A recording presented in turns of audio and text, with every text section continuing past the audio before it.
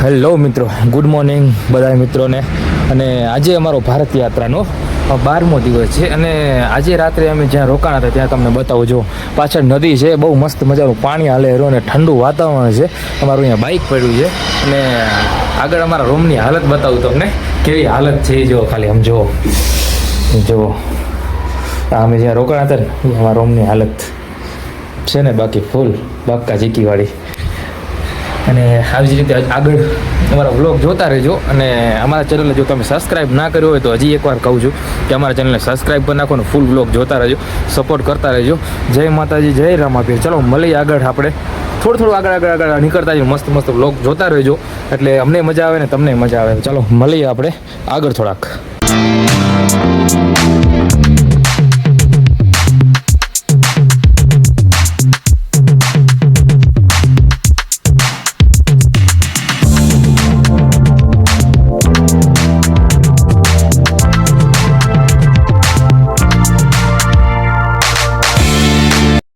તો જો કિશુભાઈ સામે બેઠા છે અને આપણે ચાય પીવા રોકાણા છીએ અને આપણે જઈ રહ્યા હવે શિમલા તરફ.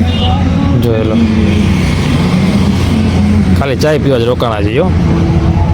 તો ચાય પીને ભરે પાછા આગળ નીકળી જાઉં. તો કિશુભાઈ તો ચાય પીતા નથી એટલે એ તો બાજુ આવતા નથી, એટલે ફોનમાં ચોટ્યા છે, વાતચીત કરે રહ્યા.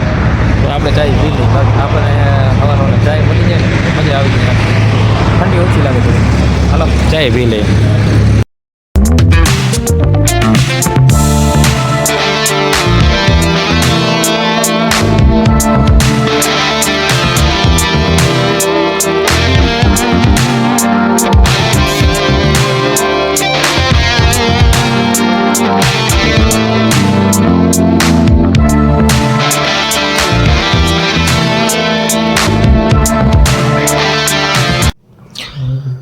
તો આજે છે ને અમે આવી ગયા છીએ શિમલા, પ્રોપર સિટીમાં આવી ગયા છીએ. અને આજની એક વાત કરું ને તો આજે અમે એકદમ બહુ જ હેરાન થયા છું.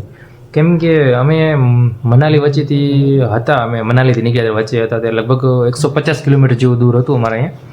તો 150 કિલોમીટર કાપવા માટે આખો દિવસ અમે બાઇક હલાવ્યું. કેમ કે વ્લોગની વચ્ચે નહોતું બનાવ્યું, કેમ કે થોડુંક ઠંડીની વધારે છે. તો અમે એવું વિચાર્યું કે જલ્દી પહેલાં પહોંચી જઈ, ત્યાં જઈને ફરવા જશું, પછી ત્યાં જઈને વ્લોગને એવું બનાવશું. પણ અમે ત્યાંથી લગભગ રસ્તા પણ બહુ છે એકદમ, કેમ કે આમ પર્વતો ઉપરથી જે રસ્તા બનાવેલા ને એકદમ ચાળીવાળા ઢરાણવાળા એવા બધા રસ્તા હોય, એટલે આખો દિવસ અમારું બાઇક હલાવવામાં જ ગયું. પછી સાંજે અમે અહીંયા 5 વાગે શિમલા સિટીમાં આવી ગયા હતા. હવે શિમલા સિટીમાં તો આવી ગયા હતા, પણ એક પ્રોબ્લેમ એ હતી કે 5 વાગ્યાના અમે રૂમ ગોતતા હતા રહેવા માટે. કેમ કે જ્યાં જઈને ત્યાં બધા રૂમ એકદમ ફૂલ જ હતા બધા. તો અમે રૂમ ગોતવામાં લગભગ બહુ એટલે 5 વાગ્યાથી અમને 8 વાગે 3 કલાક જેવું અમે રૂમ ગોત્યું, ત્યારે અમને રૂમ મળ્યું. કારણ એક જ હતું કે રૂમ તો મળી જાત, રૂમ તો મળી જાય, પણ અહીંયા જે ખબર નહીં હવે જે અહીંયા હોટલના ભાડા છે ને, હોટલવાળા બહુ લોકો લારે પડી જાય. આપણે એમ કંઈક નથી જોતું ભાઈ, રૂમ નથી જોતું, તો એ લારે થોડી રૂમ માટે. અને રૂમના ભાડા 3000, 4000, 3000, 4000, 3500 એવા બધા જ રૂમના ભાડા. કેમ કે રૂમ અહીંયા બહુ મોંઘા છે.